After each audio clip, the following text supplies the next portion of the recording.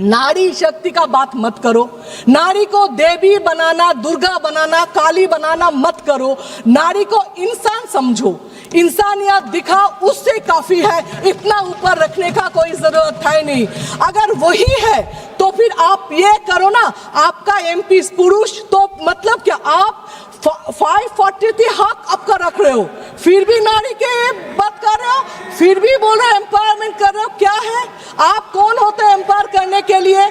आपके आधा एमपी तो रेप केस में है, आधा एमपी डाउरी केस में है, आधा एमपी तो इसमें आपके मुंह से नारी किसी पे आरोप लगाना है देते, तो आपको किसी पे आरोप लगाना तो लिख करके पहले से देंगे। ठीक है सर, जो नाम है वो सिर्फ बता दीजिए लिस्ट पे। आप मुझे बताइए 2047 में क्या विकास होगा, उसका बात अभी आप कर रहे हो। 47 में यहाँ पे आधा लोग जिएंगे नहीं, लेकिन 2011 में जो सेंसस हुआ है उसका काम अभी तक चल रहा है। तो 2047 तो अगला जिंदगी देखेंगे। आप लोग का एक भी काम सही नहीं है, एक भी बात सच नहीं है। आप पॉपुलेशन का हिसाब से करें। मैं भी चाहती हूँ मेरा कॉन्स्टिट्यूंसी में और एक एमपी आए, लड़की आए, उसके साथ काम करेंगे, ये सच है। ममता बनर्जी एक है जो सीएम है, अपने बलबूते पे सीएम बने, कोई दिल्ली का सीएम जैसे बने नहीं। तो वो और 37% ऑलरेडी कोई लॉ का जरूरत नहीं हुआ, कोई अमेंडमेंट का जरूरत नहीं हुआ, कोई बिल का जरूरत नहीं हुआ, फिर भी हम लोग यहाँ पे हैं ममता बनर्जी की वजह से। क्योंकि वो बात नहीं करते, ड्रामा नहीं करते, सिर्फ करके दिखाते हैं, जो बीजेपी वाले नहीं करके दिखाते, सिर्फ इलेक्शन जीतने का तरीका है। लेकिन फिर भी इस टाइम में सब कुछ छोड़ के, वॉर इतना इंपॉर्टेंट इशू था, तब भी आप ये सेशन नहीं किया इतना इंपॉर्टेंट इशू में, फिर भी अभी किया है। क्यों? क्योंकि डीएमके हम लोग का आसाम को सब आना पड़ेगा, डिस्टर्ब होगा इलेक्शन का। फिर भी मैं यहाँ पे बोलकर जाती हूँ, बीजेपी फिर भी वेस्ट बंगाल में हारेंगे।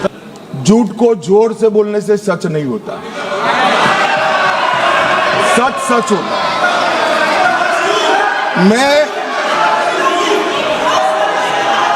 मैं बड़ी शांति से समझा रहा हूं कि ये परिसीमन आयोग और संवैधानिक सुधार के लिए ये नैरेटिव फैलाया जा रहा है। आज भी सभी लोग बोले हैं कि इससे दक्षिण के राज्यों का प्रतिनिधित्व की दृष्टि से नुकसान होगा। मैं ये बात कर रहा हूं, वो हकीकत नहीं है। अब जब मैं हकीकत नहीं है कहता हूं तो कल मैंने डिटेल बताया था, मगर फिर भी भाषण पढ़े जाते हैं फ्यूचर में। ये नैरेटिव तोड़ने के लिए जरूरी है कि मैं एक लाइन में समझाऊंगा। कर्नाटक, आंध्र प्रदेश, तेलंगाना, तमिलनाडु और केरला, 4-5 राज्यों का जो काल्पनिक एक दक्षिण उत्तर करा है, इसके 5 राज्य है, उसकी 543 सीटों में अभी स्ट्रेंथ है 129। अब 129 जो स्ट्रेंथ है 543 के प्रतिशत निकालते हैं तो 23.76% होती है।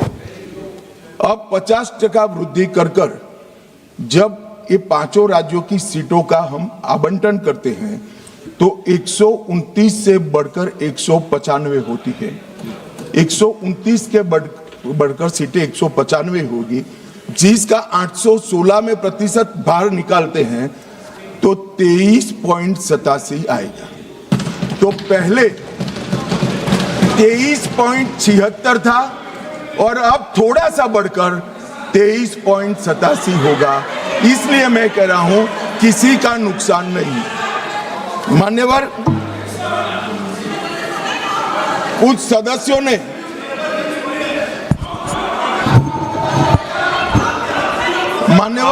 आप पारित कराने की सहमति दो, अभी पेश करा देंगे। हाँ, 1 घंटा रुक जाएंगे। चलो, माननीय गृह मंत्री बता दो इनको, 1 घंटा रुक जाएंगे कि तैयार है। 50% का बिल 1 घंटा रुक जाएंगे, पेज तैयार हो तो कर दें इनको। एक सेकंड बैठ जाओ, बैठो। ए राजा जी एक बैठो। मिनट मुझे सुनो, बता दो इनको। अगर इस बिल का विरोध करने का कारण 50% लिखित में चाहिए तो 1 घंटा सदन बंद कर दिए, मैं ऑफिशियल अमेंडमेंट लेकर आता हूं मान्यवर, मगर बिल पारित करने का वो वादा करते। अब वेणुगोपाल जी बताए क्या बिल पारित करेंगे? चलिए सहमत हो, सदन में बात कर लेते, सहमत हो, अभी अमेंडमेंट लाएंगे। चलो सर शुरू करते हैं आगे। सर last minute, हाँ। sir, last minute, yesterday onwards, when the bill introduced itself, entire opposition demanding we want this to be in the legislation. Number 2, the constitutional protection of the delimitation to the states, number of the seats in the state should be protected. We are asking the Home Minister whether are you ready to dealing the delimitation process along with the women reservation, number 1.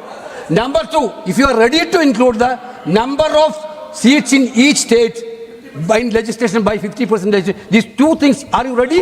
बैठ जाओ अब बैठ जाओ, हो गए भाई, तेरा नेता बोल लिया।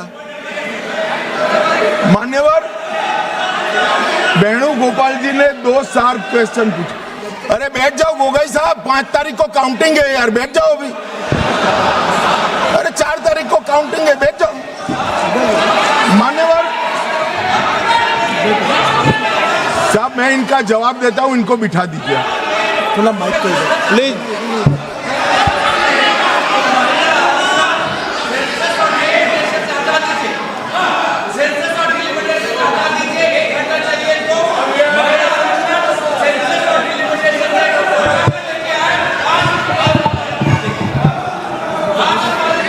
अखिलेश जी से पूछ लेना।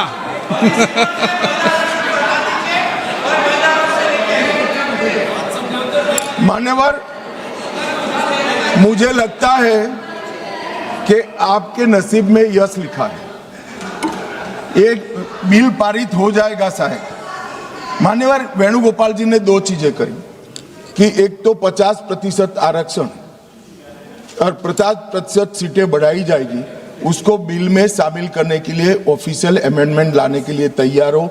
हाजी मैं तैयार हूं।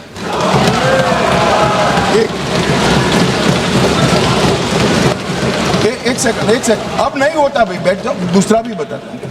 मान्यवर 1 घंटा आप सदन स्थगित कर दीजिए, 1 घंटे में मैं मेरा ऑफिशियल अमेंडमेंट मेरे पास में तैयार है, जेरोक्स कराकर सभी सदस्यों को सर्कुलेट कर दूंगा, क्योंकि हमें 50% सीट बढ़ानी है, हमें कुछ छुपाना नहीं है, हमें कोई चोरी करनी नहीं है, तो हम कर देंगे। और दूसरा उन्होंने कहा कि डिलिमिटेशन 26 की जनगणना का, ये झांसे में मैं नहीं आऊंगा, क्योंकि ये इसके माध्यम से अगर बैठ जाओ ना, बैठ जाओ।